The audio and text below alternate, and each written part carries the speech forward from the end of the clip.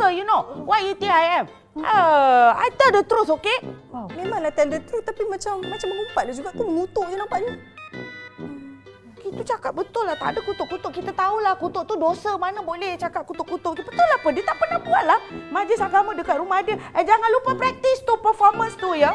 Okey, Mami. Yang penting kita dapat perform. Itu yang penting.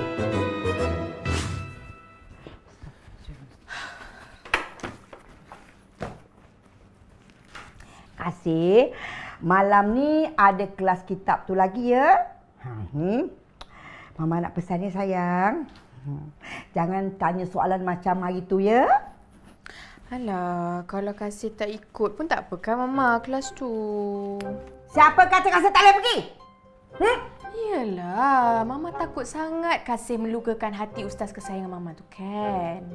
Jadi, lebih baik kan kalau Kasih duduk rumah.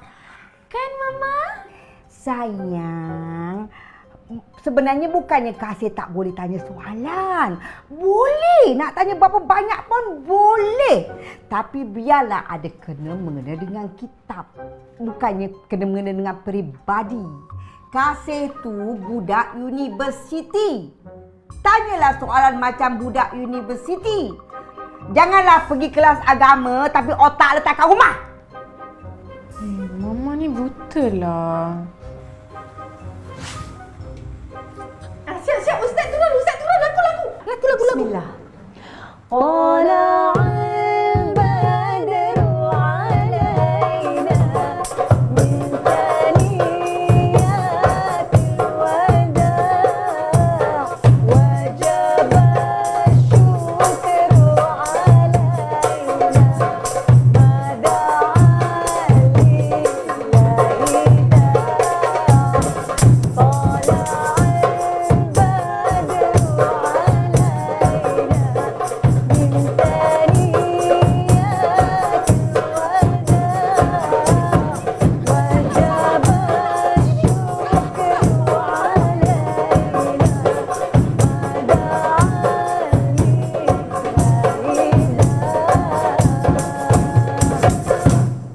Allahumma salli wa sallim wa barik alaihi wa ala alihi.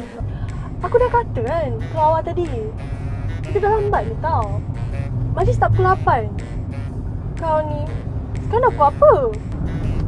Tak apalah, aku memang malas nak pergi awal-awal. Buat apa? Aib apa? Ini nak tutup aib. Aib apa? Aku suka aib apa? Ini buhur mana? Tak nampak ke? Ini bukan buhur.